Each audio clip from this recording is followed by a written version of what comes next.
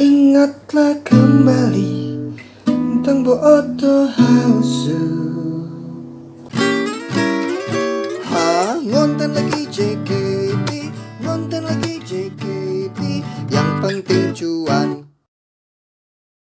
Kita kembali sesi bedah lagu JKT48. Kali ini membahas tentang Squall No Aidani. Lagu ini ada di setlist Renaikin Shijore, lagu setelah Nagai Hikari. Dan lagu ini merupakan salah satu lagu yang lumayan sering dibawakan oleh saya bersama band The Goddamn Wota, karena hitungannya lumayan gampang lagu ini ya untuk dimainkan kalau kita biasa main di G. Ingatlah kembali tentang Boto Hausu, lebih gampang main di situ. Tapi kalau ketika saya yang bernyanyi, saya akan lebih pilih main di A. Ingatlah kembali tentang Boto Hausu, lebih tinggi dikit karena range saya tidak serendah Mas John Fair gitu ya. Lagu ini mari kita bahas mengenai lagunya ya. Secara garis besar yang saya tangkap, lagu ini menceritakan tentang situasi di mana kedua orang nih ya, sepasang cewek sama cowok ya, kayaknya sih belum jadian nih, masih kayak temenan gitu, terperangkap karena hujan. Jadi kayak mereka nunggu hujan berhenti gitu ya. Paham lah ya situasinya gimana, lagi di luar rumah, mungkin lagi janjian ketemuan di mana. Nah, di mananya ini nanti akan kita bahas. Janjian ketemuan di suatu tempat, lalu mereka ketemu di situ, berbincang, bersenda gurau, ngobrol, bercandaria, bla bla bla. Pas mau pulang hujan. Mendadak lagi hujannya. Paling males tuh kayak gitu tuh. Paling bikin bete karena ya harusnya pengen pulang malah stuck di sini gitu. Mungkin perasaan mayoritas orang seperti itu, tapi si cewek di sini kan sudut pandangnya ada sudut pandang cewek nih ya, yang gue tangkap nih ya.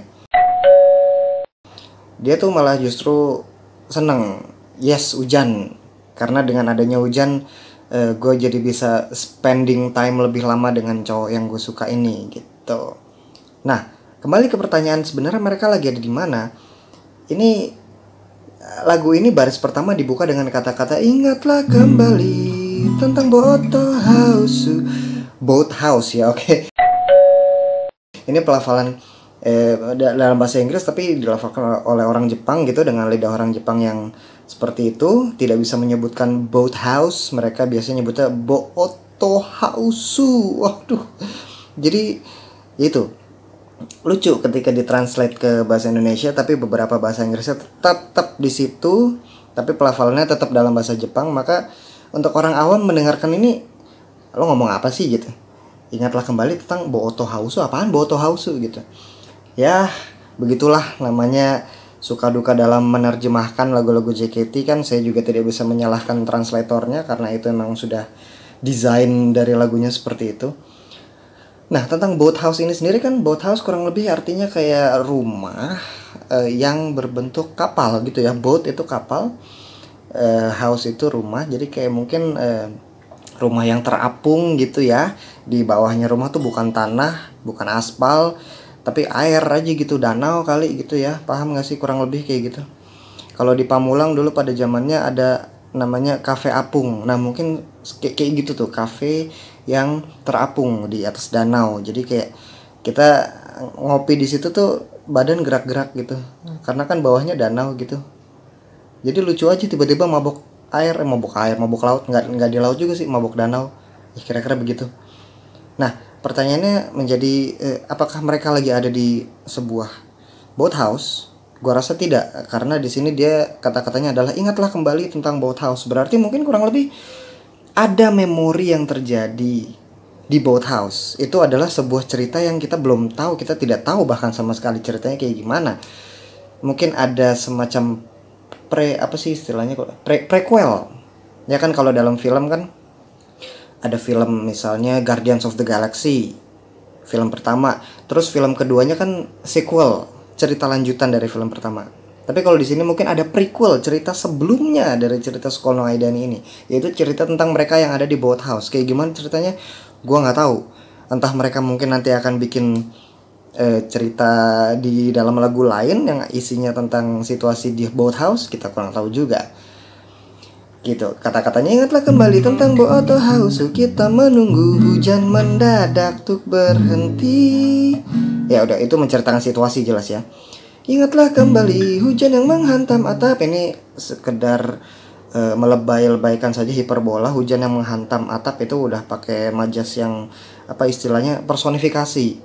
Karena yang menghantam tuh biasanya kan ya tindakan dari manusia gitu. Tapi kalau hujan menghantam, ya itu namanya majas. Ya, seru juga belajar bahasa Indonesia di sini. Terus dia malah nanya di sini, kenapa ya? Ya nggak tahu. Aku jadi berdebar. Berdebar tuh kalau dalam bahasa Korea dugun-dugun. Nah, nggak penting. Lalu kemudian t-shirt yang basah. Ya namanya juga kehujanan, baju basah is wajar.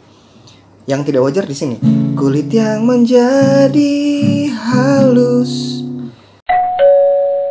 Kalau kita kena hujan, kena basah, atau misalnya kita mandi deh, kulit kita kena air gitu kan jadi keriput ya. Kenapa malah jadi halus? Emang disetrika?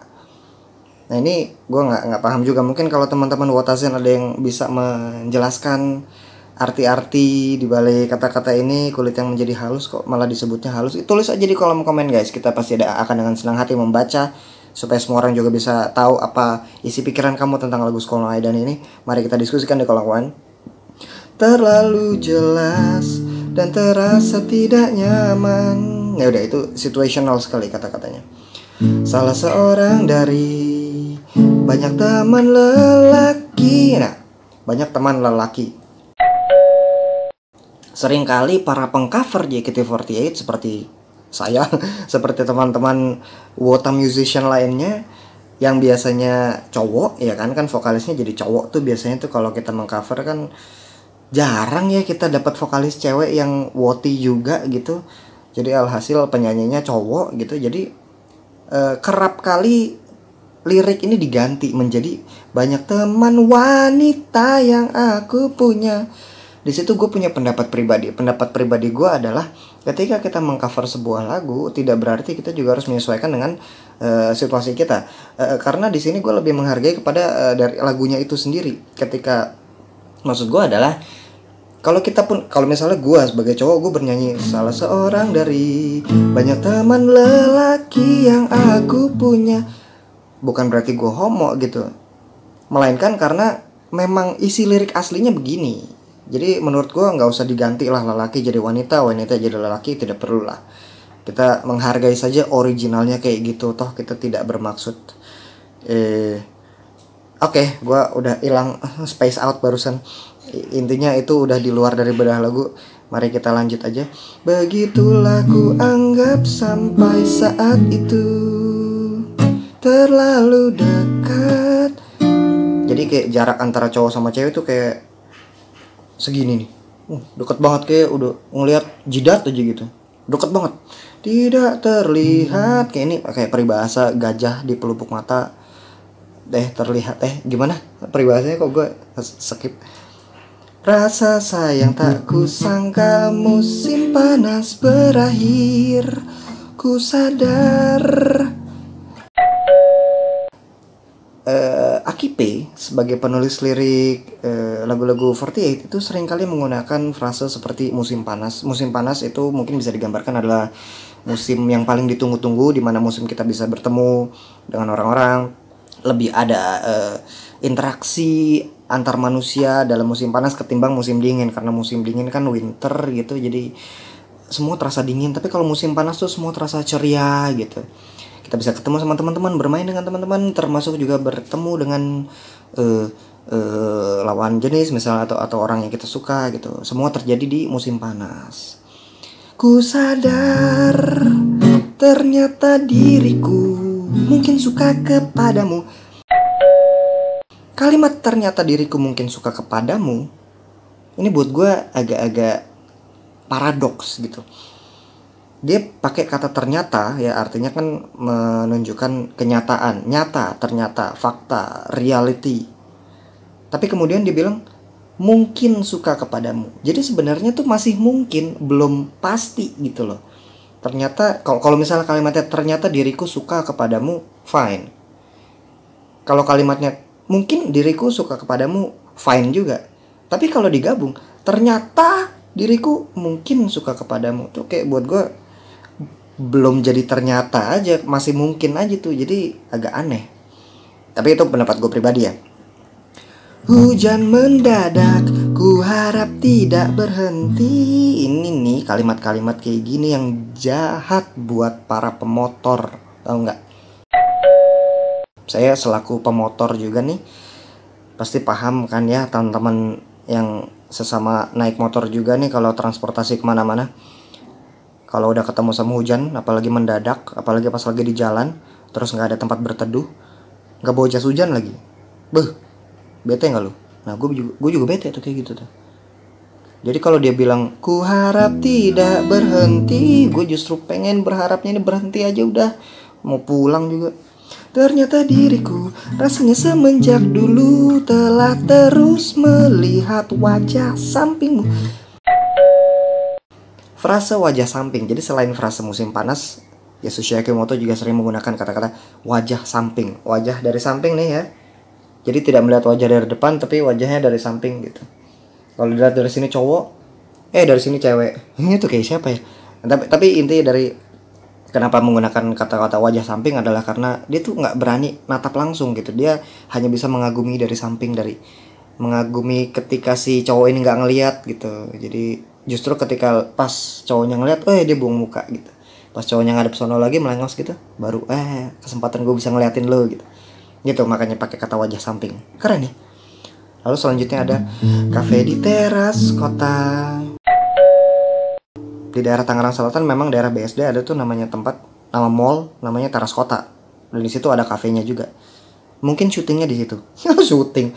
Mungkin lokasinya lagi ada di situ. Tadi ya kalau kita diskusikan lokasi di mana mereka lagi nunggu hujan, berarti bukan di boathouse, melainkan di Teras Kota, tepatnya di sebuah kafe di Teras Kota di BSD.